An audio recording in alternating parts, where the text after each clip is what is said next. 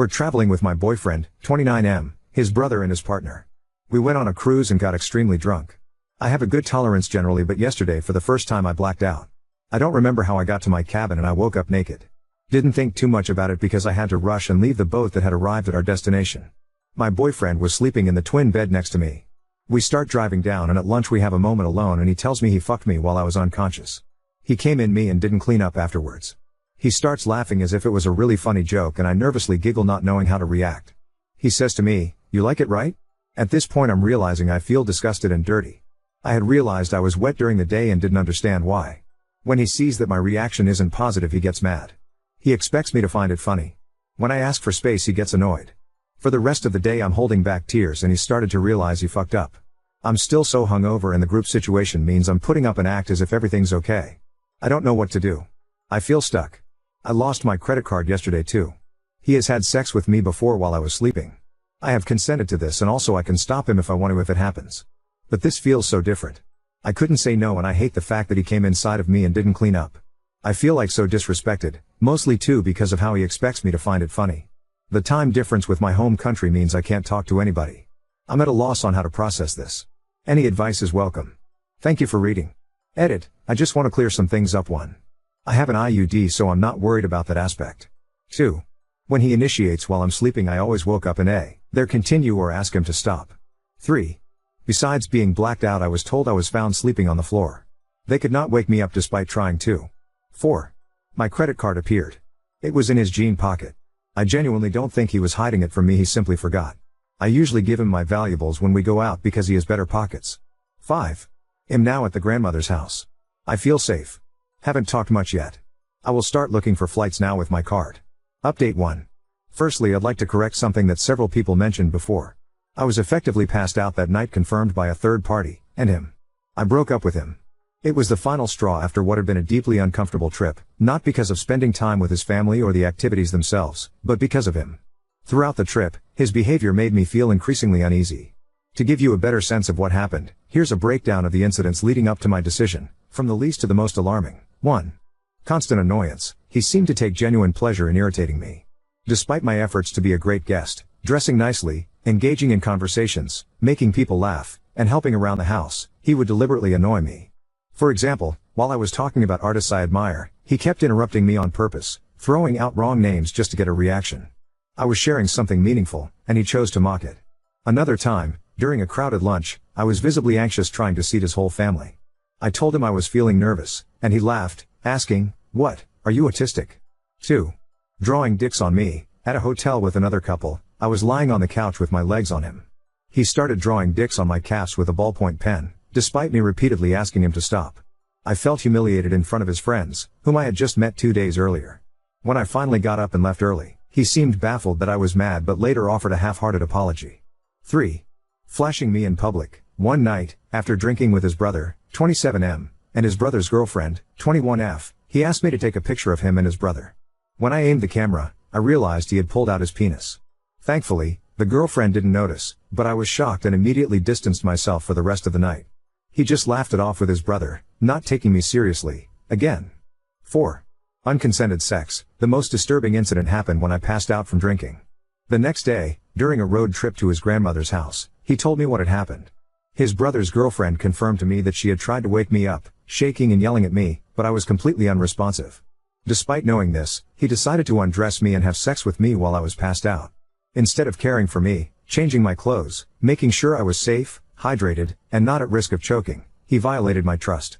He knows how meticulous I am about cleaning up after sex, and yet, in my most vulnerable state, he did the opposite of taking care of me. After he told me, I was catatonic for the rest of the drive.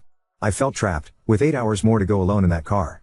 That night, I confronted him not only about the unconsented sex but about all the unresolved issues in our relationship, including him texting prostitutes, supposedly for a potential client. I had the brilliant idea of recording the conversation. This will serve as a constant reminder of how he isn't the man I thought him to be. The recording is an hour long. I made a transcript of it and processed it through an AI to get this summary. As stupid as it sounds, I used it to put into words what I couldn't quite express. The following summary doesn't even cover the entirety of all the awful things he said. Keep in mind we were dating for 2 years together and living together for 1. I am still shocked how you think you can know someone and actually have a completely different person. This is the summary of the recording. Feel free to skip it, it is quite long. 1. Sexual boundaries and consent violations. One of the most alarming aspects of the conversation is your revelation that your partner had sex with you while you were passed out drunk. You clearly express that you felt violated and used, as you were in no condition to give consent in that moment. You describe waking up to realize that he had left his semen inside you without cleaning you up, which made you feel disgusted and humiliated. Your quote, "You had sex with me while I was passed out drunk. I couldn't wake up, and you didn't even clean me up after you came inside me. I didn't realize until hours later, and it made me feel so dirty." In response, he offers a weak apology, trying to justify his actions by saying he thought he had your prior consent, but clearly didn't understand that consent must be ongoing and cannot be given when someone is incapacitated.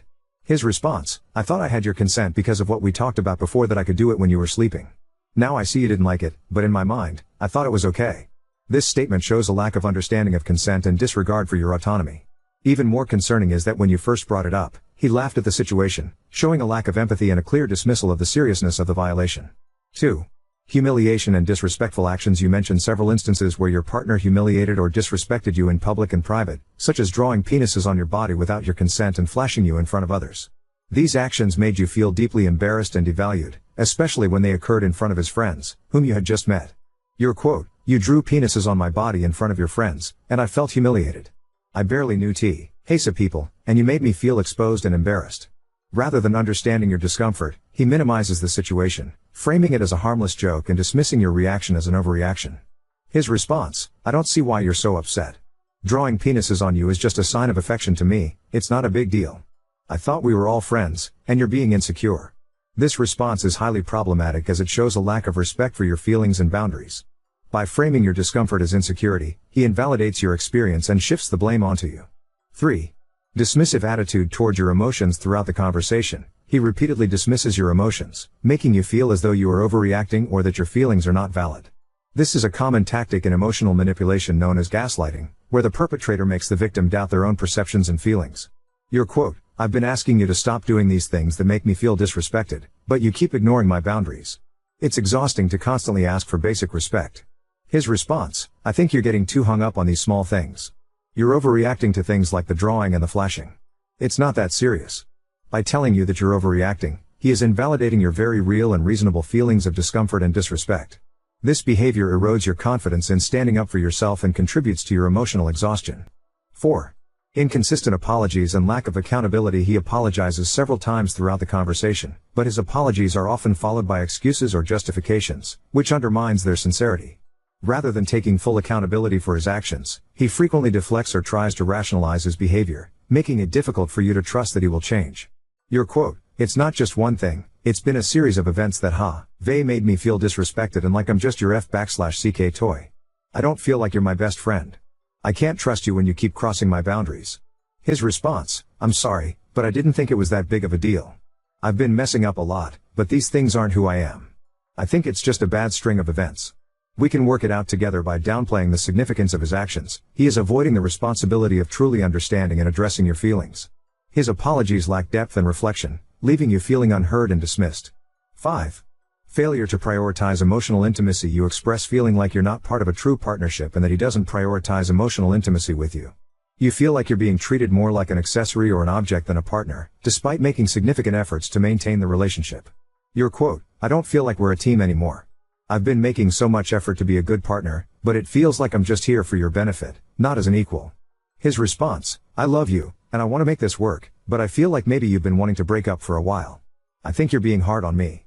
Rather than acknowledging your feelings of emotional neglect, he shifts the focus to whether or not you've been considering a breakup, subtly guilt-tripping you and avoiding addressing the core issue of emotional intimacy. This lack of real engagement with your concerns shows that he is not fully committed to the emotional health of the relationship. 6. Gaslighting and emotional manipulation. There are several moments where he uses gaslighting to make you question your reactions, particularly when he tells you that you're being too sensitive or overreacting. This tactic undermines your trust in your own emotions and perceptions, causing you to doubt yourself. Your quote, "Every time I bring up how much these things hurt me, you act like I'm overreacting. Gee, it makes me feel like I'm crazy for wanting basic respect." His response, "I think you're still mad about the sex incident, and that's why you're holding on to this. I've apologized, and I've been trying to make it right, but you're not letting it go." By framing your sustained hurt as unreasonable or excessive, he is invalidating your pain and making it seem like the issue is with your inability to move on, rather than with his actions. 7. Emotional exhaustion and unequal effort. You repeatedly express how emotionally drained you are from constantly having to explain your feelings and ask for respect. You feel like you've been putting in significant effort to make the relationship work, but he hasn't been reciprocating that effort. Your quote, "I've been putting so much effort into being a good guest on this trip, trying to be nice, looking good, and being social, but I feel like it's all for nothing because you don't make me feel valued." His response, "I know you've been making a lot of effort, and I appreciate it, but I feel like maybe you're expecting too much from me." This response further highlights the imbalance in the relationship.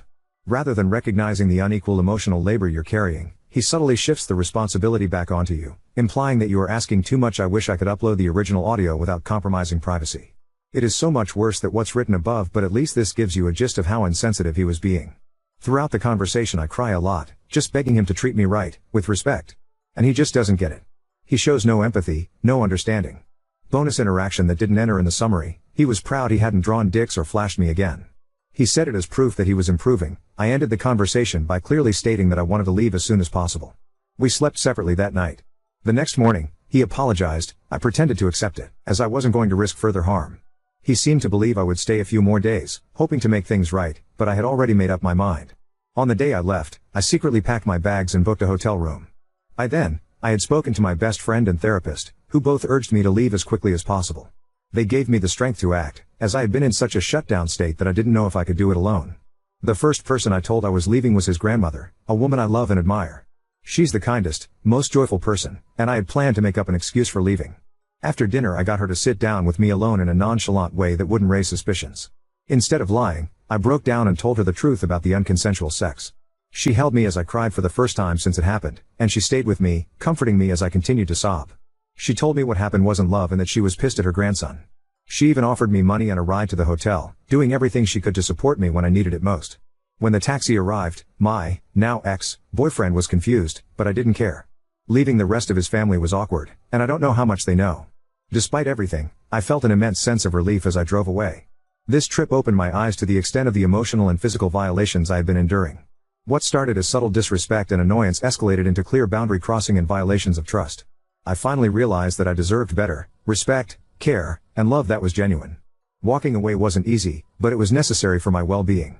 With the support of those who truly care for me, I know I'll be able to heal and move forward from this chapter of my life. I am now safe at home and have not drunk for a whole week. During the past months I had become dependent on alcohol, and during the vacation it turned into full-out abuse. I have had enough and I feel so much better. That beer at 6 p.m. fools you into thinking it makes you feel better, and then it ends up in you being wasted. I do not miss being hungover every day. Slowly rebuilding my life and self-love, taking the time to process what happened with compassion, one day at a time. I started running, yoga and meditating. Very motivated to finish my degree and get a job I actually enjoy. I feel excited for the future. I am much more at peace. If you are curious of another issue we had in our relationship, this is a post I made about him a couple of months ago. Again, you can see how he clearly disrespects my boundaries despite me being abundantly clear I was not okay with his relationship with my sister. I want to thank the people that responded to my original post, when I found out I was completely alone on an 8-hour car ride and due to the time difference I couldn't call home. You made me realize that I was not crazy, that my feelings were okay. I am so grateful for everybody that read and took time out of your day to answer. Lastly, I have also seen an uptick in posts with situations similar like mine. Women feeling disrespected by people that trust in sexual manners. I want you to know it is not okay. Consent is explicit and ongoing. Your partner's priority should be to make you always feel comfortable. If they do something they know is out of line, they do not love you, they love having you around. I am having a hard time accepting what happened. I feel lost, lonely, and confused. I am trying to reconcile these two images of the man who used to be my best friend. This trip was supposed to be a reward for both of us after a really challenging time where he did an amazing job of supporting me. He supposedly started therapy after I left the trip, but later I cut contact with him. He has texted me 2 times since. Once saying that he wished he could delete what happened, and another time saying he hoped I was okay. I was hoping to get more support back home, but unfortunately the subject is so hard/uncomfortable to talk about that everybody wants to tiptoe around it. He is still traveling and I have no idea when and if he will return. Despite ending on such a positive note, I sometimes feel I try to convince myself that what he did isn't that bad and that he is willing to change. I am so baffled by how someone I knew for 2 years could do such a 180 on me. Some of my friends say he was like this because we were in his home country and not back in my home country where we used to live together. Any advice on how to move on is welcome. Now on to second story. Sister tried to hijack our grandfather's house for 5 years despite declining the offer, and I had to confront our father. Back in June, my grandfather passed away. My grandmother passed away 4 years ago. On the day that my grandfather passed, my father called me, 44F, and offered me his home as my husband, 35M, and I are looking to move to where my immediate family lives. My husband and I discussed it and we accepted the offer. A few days after, my sister, 42F, called and asked if she and her husband could live in the house until we arrived. We were looking to move in about a year and a half, because they wanted to be able to live rent-free and save up for a down payment on a house. Since the house would be sitting empty until we arrived, I said of course they could. Fast forward to a couple weeks ago, my son, 2M, and I flew out to Texas for my grandfather's memorial, and while I was there, my sister was moving things into the empty home and starting to get things situated. I was mentioning what I wanted to do with it when we eventually moved in, and my sister looked kind of annoyed. I didn't really talk more about it after that. At one point, my father asked if they needed a couple months past when we arrived to get things finalized and moved out. Would we be okay with that? Again, I said I didn't mind. My husband and I owe WN a home, so we know the process can be lengthy and things can go sideways. Yesterday, my husband texted me and asked if everything was okay. I told him that while I was busy with work, all was fine. But why was he asking? He told me my sister started texting him. My sister said to him, this is verbatim, "I was just curious if you've been brought up to speed about the house out here? Hoi Poi Pingfong knows that my grandparents and my dad offered it to us first and that we plan to live there for a while before we can save enough money to buy a place of our own. But while she was out here a couple of weeks ago, she really made it seem like she think you guys are moving right in. When my father offered the home to me, I was not made aware that the house was offered to her first. When my husband showed me the text, I called my dad and asked if that was true. He told me yes, but that my sister had softly declined. He said her words were, "I don't think we want to do that." So, it was offered to me. My husband then tells her that it's fine because we're a good 18 months from moving anyway. My sister then throws this fabulous curveball. Yeah, but we're thinking around 5 years. Once my husband told me that part, I became livid. She knew we planned to move in January 2026. She only asked to stay in the home until we arrived, and Dad asked for a couple additional months after arrival, just in case, and now, she's just decided that they're staying for 5 years? Admittedly, I blew up at my sister and told her that she's got some big ass balls if she thinks she can attempt to paint this to my husband like I'm taking what's rightfully hers away from her. Bottom line, you said no and we said yes, and now you've decided you want it after all and that you're just going to take it for however long you want. I then told her that I will no longer be talking to her about this and she will not text my husband about this again. She went silent and I called my dad to fill him in and her new 5-year plan, and that because the home is in his name, we can communicate about the home through him, as I was not talking directly to her about this anymore. So, Ida for being mad and blowing up on my sister about going back on the original arrangement? And honestly, I'd like to know if anyone thinks that a soft decline is enough to come back and say, we want it after all so we're going to take it? ETA 2, I spoke with my father this morning, who said he spoke with my sister. She denied saying it would be 5 years, but it would definitely be at least a couple years. I told my father we have it in a text message of her saying it would be 5 years. My husband sent the text conversation screenshot to my father after I relayed this to him. I made it clear that this is what she does and how she tries to twist things to her advantage. I also made it crystal clear that I feel that he needs to uphold that she declined when offered to her and we had said yes to the offer. I explained that in reality, if this was happening outside of a family arrangement, there's no way in hell anyone else would ever give her the house. Think rental agreement type of situation. I also made it clear that if he decided to let her do what she wanted instead of honoring the agreement she made with me, then we would never come to Texas for any reason. Dad was unhappy to hear that and didn't want this to tear the family apart. I told him that he needed to hold her accountable for her behavior. He said he understood and would be meeting with my sister and her husband in a week or so to discuss it in detail and may or may not need to call me to be involved in the discussion. So, that's it for right now. I won't have any further updates, I think, until that time. Thank you to everyone for your support and advice. I truly appreciate you all. To fill in some details, we wouldn't own it right away. Dad wants to make sure we'll be good at that location because Texas is big, me is rural and jobs aren't always nearby. If we decided to stay in the home, he would gift it to us. Before gifting, we'd be paying him rent and the amount of the property taxes only.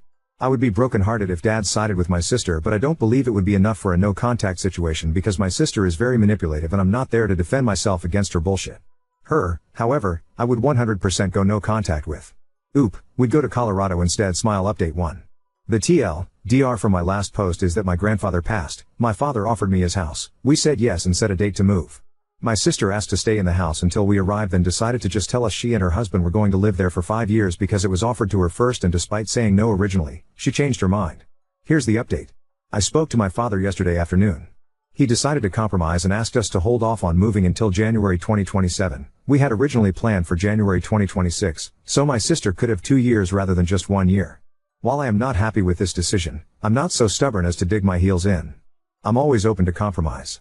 However, while my husband is okay with this decision, he won't be solidly behind it because he has asked my father for a written agreement between the 3 parties, us, my dad, and my sister and her husband.